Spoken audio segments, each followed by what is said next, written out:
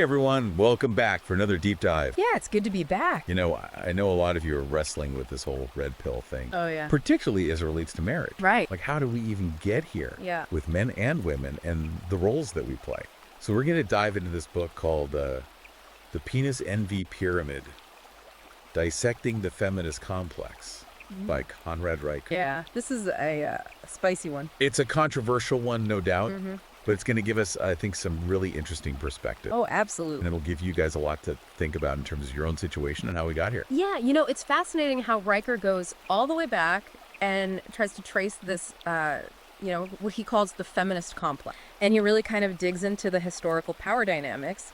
Even goes into some like Freudian psychological theory to try to explain how we got to where we are today in terms of how men and women interact, especially in the context of marriage. So let's unpack this feminist complex a little bit. One of the first things that jumps out is this idea of penis envy, Right, where Riker attributes to Sigmund Freud. right. He's basically saying that women are sort of driven by this subconscious desire for what they lack. Yeah. And this affects everything from their career choices to how they behave in relationships. Yeah, he even uses the word idiosyncrasies to describe some elements of contemporary feminism. Right. Kind of hinting that it all stems back to this fundamental envy. Yeah, it makes you think, right? Yeah. Does that resonate with you at all? It does. Have you seen any of that play out in your own marriage? It does. Even if it's just a subconscious thing. It makes you wonder. Yeah, For sure. absolutely. And then he goes on to talk about masculinity itself being under attack Under attack. in today's society. And he uses these kind of stark examples like the Roman army and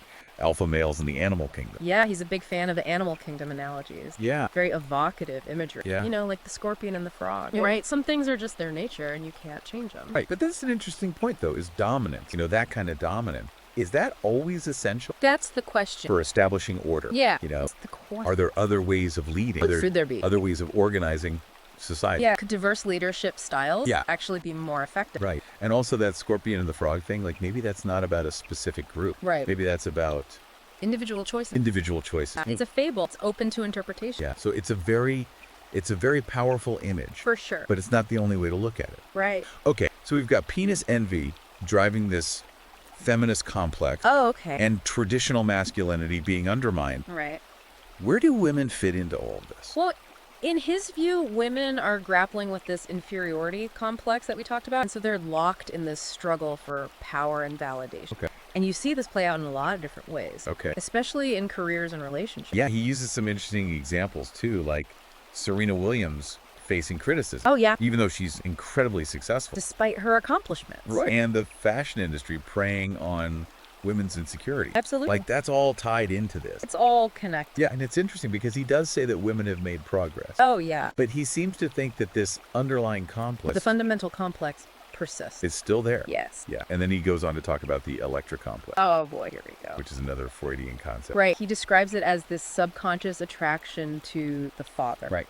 And a rivalry with the mother. Yeah. That can then play out in a woman's adult romantic choices. Yeah. And he uses this to explain why women might be attracted to certain types of men. Exactly. Or why they might behave in certain ways in relationships. All going back to daddy. Right. And then he gets really personal here. Oh, yeah. He talks about his sister. Yeah, he uses his sister as an example. Right. And then he throws in some celebrity couples, too. Right. Just to add a little spice. Of course, the Electra complex is highly debated. No, yeah. Not everyone buys into that. No, but it's an interesting lens It's an interesting perspective. to look at things through. Right. Yeah. For sure. Okay, so we've got penis envy. We've got the Electra complex. Okay. The struggle for power. Yeah. But then he takes it a step further with this idea of double standards of feminism. Oh, yeah. This is where it gets really interesting. Right. He's arguing that women demand certain behaviors from men, Okay. but they don't want to reciprocate. Okay. And this leads to all sorts of negative consequences for men. Like what? Mental health issues. Yeah. Idle alienation. Okay. Just this general feeling of being put upon. Right. And he even introduces this term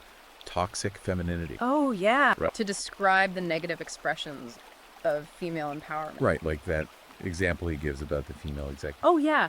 The one who's constantly belittling her male colleagues Right. just to assert her dominance. It's a really powerful example. And it makes you think about, like, are there... Double standards. Yeah, are we seeing this play out Yeah. in different areas of life? And then this is where he kind of brings it all back to the red pill. Okay, how so? He calls for a return to traditional chivalry Interesting. and masculine virtues Okay. as a way to restore balance Right. to society and to improve relationships between men and women. So he's saying we need to go back to the old ways. Kind of right. He's saying that chivalry was a system that Worked for centuries. yeah, and that it's been lost, and that we need to bring it back. But what do you think about that? I mean, I think it's an interesting idea. Yeah. But you also have to think about, like, what does chivalry really mean, right? Is it just about opening doors and pulling out chairs? Right. Or is it something deeper? Yeah. Is it about Could it be interpreted in a way respect? that actually reinforces these outdated power dynamics Yeah. that we're trying to move away from? It's a complex issue, for sure. For sure. It's not a simple answer. No easy answers here. But it's something that, as you're working on understanding your own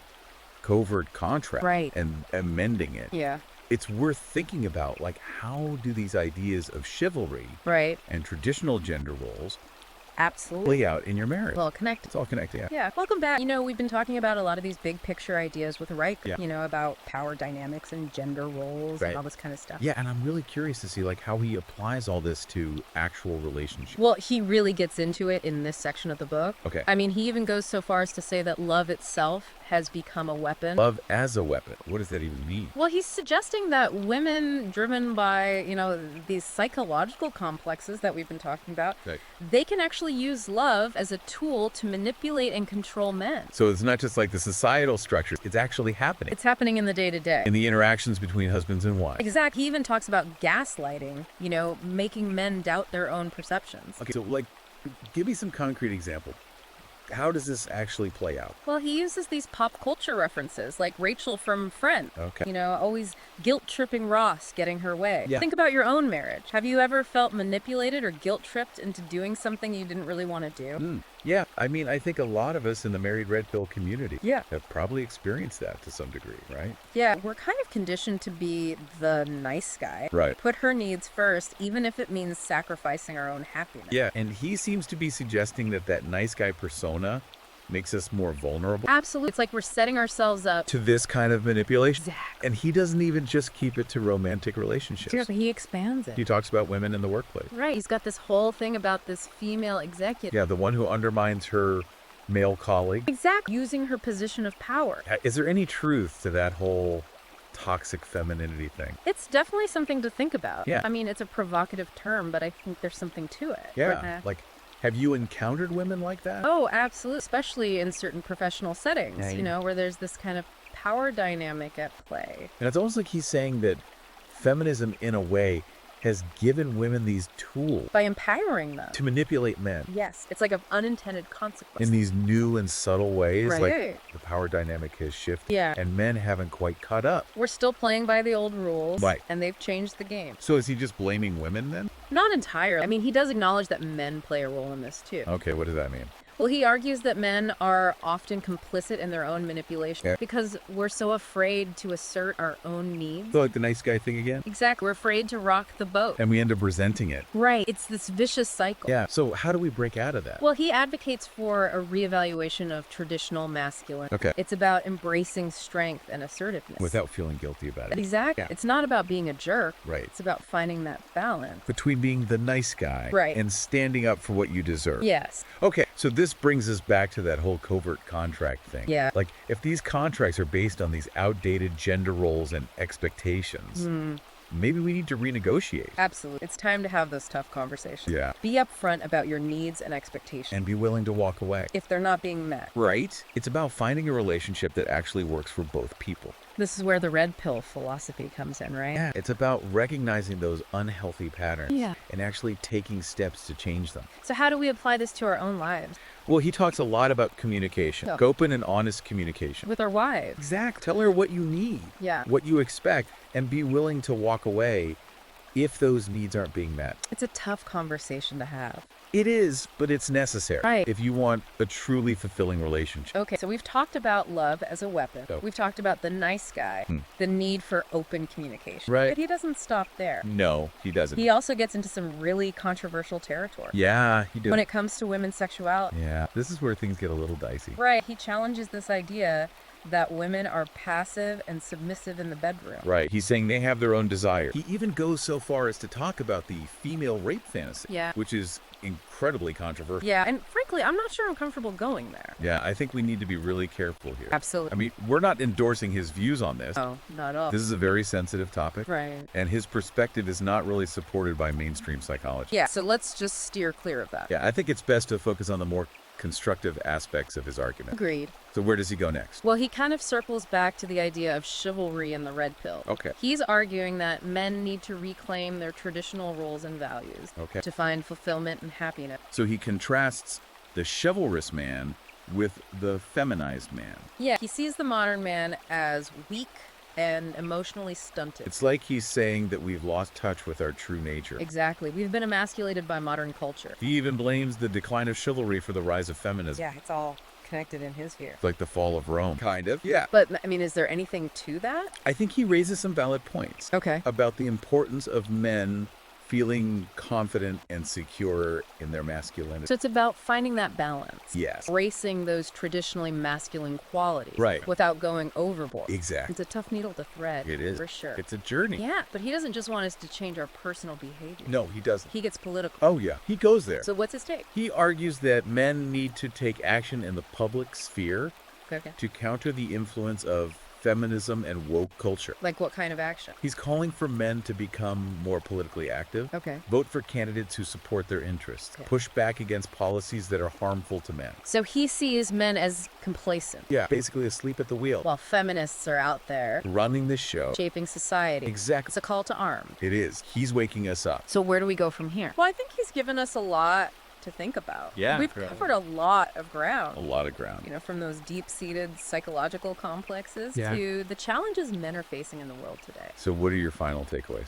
I think Riker presents a unique perspective, often controversial, Absolutely. but I think he offers a framework for understanding the dynamics between men and women, Okay. the impact of feminism on society, Yeah. and the importance of men reclaiming their masculinity in a healthy way. He's really pushing us to examine those unspoken rules Yes, in our relationships. in our own lives. Yeah, to communicate our needs more effectively Absolutely. and to stand up for what we believe in. Yes, both personally and politically. About taking control Yes. of your own life. Understanding the forces that shape the world Yeah. and becoming an active participant in shaping the future. It's a journey. It is. And it's up to each of us to decide where we want to go from here. Yep. So we've been unpacking Riker's book here. And, he's really given us a lot to think about in terms of men's roles today. Yeah, especially for those of us in the married red pill community. Right. Like, how do we navigate all of this? Exactly. But he doesn't just stop at relationships and politics.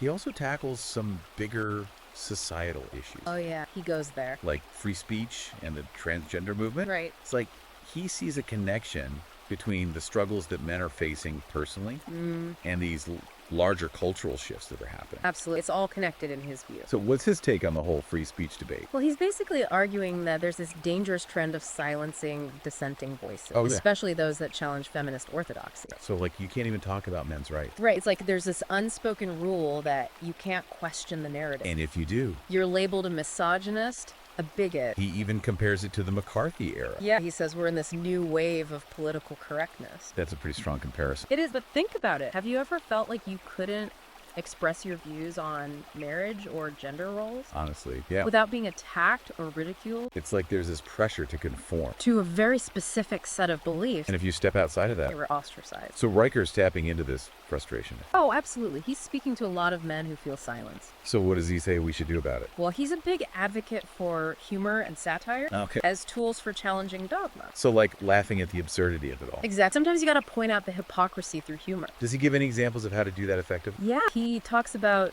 certain comedians and satirists who are doing a good job of that. Oh, okay. And you see that a lot online too, right? Like in the red pill community. Memes, jokes, satire. It's a way to connect with others who get it Right. and to push back against the narrative without getting angry. Exactly. It's about using humor as a weapon. But he doesn't stop at humor. Yeah. He also talks about political action. Right. He circles back to that idea. So like voting, Voting, getting involved in politics. supporting candidates who align with your values. Exactly. He wants men to reclaim their political power. It's a call to action. Oh, it is. He's saying we can't just sit back and complain. We have to actually do something. Take action. Okay, so we've covered a lot of ground with Riker's book. We have. Penis envy, Electra complex, covert contract, chivalry, free speech, political action. It's been a wild ride. What are your final takeaways for our listeners, especially those who are trying to apply all of this to their own lives. Well, I think Riker presents a unique perspective. It's Yeah. controversial for sure. Absolutely. But I think he offers a framework for understanding the dynamics between men and women, Okay. the impact of feminism on society, And the importance of men reclaiming their masculinity. in a healthy way, Right. not the toxic kind. He's encouraging us to look at those unspoken rules in our relationship, to communicate our needs, Be upfront. and to stand up for what we believe in. Yes, in all areas of life. It's about taking control, Owning your life, understanding the forces that shape the world. and then becoming an active participant in shaping the future. It's a journey, for sure. It is. And like all journeys, it's up to you to decide where you want to go from here. If you're interested in learning more, check out Riker's book. Yeah, it's called The Penis Envy Pyramid, Dissecting the Feminist Complex. You can find it on Amazon Kindle and Google Play Books. It's a challenging read, But it might give you some valuable insights. especially if you're looking at the world through a red pill lens. Exactly. Thanks for joining us on this deep dive. It's been a pleasure. We'll see you next time.